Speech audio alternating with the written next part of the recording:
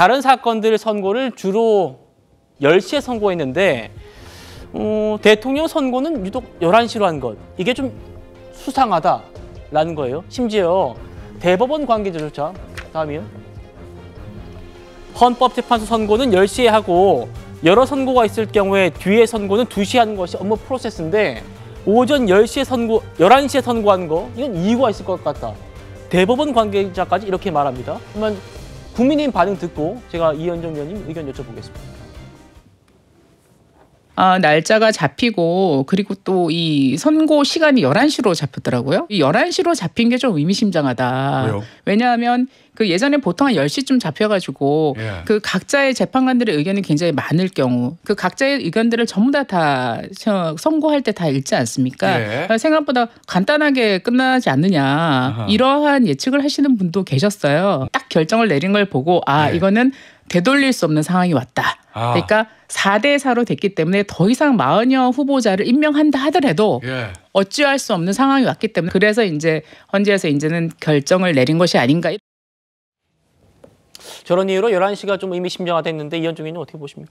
다 이제 자신들의 어떤 바램을 넣어서 이제 평가를 하는 것이기 때문에 박근혜 전 대통령도 제가 알기로 오전 11시에 했습니다. 네. 왜 그러냐면 이제 당시에 평결을 그날 오전에 했기 때문에 평결 시간이 이제 또 지연될 수가 있는 거고 평결 끝나고 난 다음에 또 발표문을 가다듬어야 되는 시간적인 필요가 생기는 거거든요. 그래서 아마 11시에 했고 그때도 아마 제가 알기로는 한 3, 4분요. 그 정도 이제 판결문을 읽고 이정미 당시 수상 대행이 대통령 박근혜를 파면한다. 뭐 이렇게 이제 해서 결론이 난 것인데요. 아마 이번에도 제가 볼 때는 이 선고는 다른 물론 뭐 딴 사건도 중요하지만 대통령 선고 사건은 워낙 중요하다 보니까 아마 당일날 오전에도 조금의 어떤 시간적 여유를 두는 것이 아닌가 이제 그런 생각이 들어요. 물론 뭐 이미 판결은 끝났다고 하지만 이 나중에 어떤 선고문을 어떤 발표하고 또 선고를 가다듬는데 오전 중에 어떤 시간이 좀 있을 것 같고 그리고 또 선고의 어떤 분량 자체는 그렇게 많지 않을 걸로 저는 보여집니다. 예전에도 보면 다 30분 내외로 했고 그 안에서 어떤 개별 의견, 뭐 각하 의견, 기각 의견 이런 것들이 이제 발표가 됐기 때문에 물론 이번에는 아까 우리가 이야기했던 5가지 이제 쟁점 사안들이 있지 않습니까?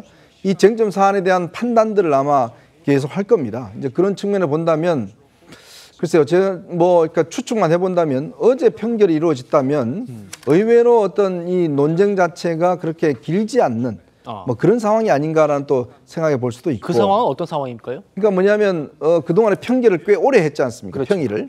그러면 거기서 대충 의견들이 정리가 됐다라고 이제 볼 수도 있는 거거든요. 그러니까 그런 상황이고 그다음에 이제 11시에 한다는 것은 일단 선고문을 읽더라도 12시 전에는 모든 게 다 끝나는 뭐 그런 상황으로 되지 않을까라는 추측은 해봅니다. 그러면 좀 의견이 모아질 것 같다 이런. 일단 의견이 어느 정도 좀 한 곳으로 모아진 너무나 많은 의견이 있으면 각자 의견을 읽는데 꽤 시간이 많이 걸리잖아요. 기각 의견, 각하 의견, 인용 의견 뭐 이런 것들 읽으려면 꽤 시간의 분량이 크기 때문에 12시가 넘어가면 사실은 생중계하기도 조금 점심시간이니까 뭐 그런 면도 있을 텐데 어쨌건 좀 한쪽으로 의견이 모아졌을 가능성 뭐 이것도 추측해 볼 수 있을 것 같습니다. 알겠습니다.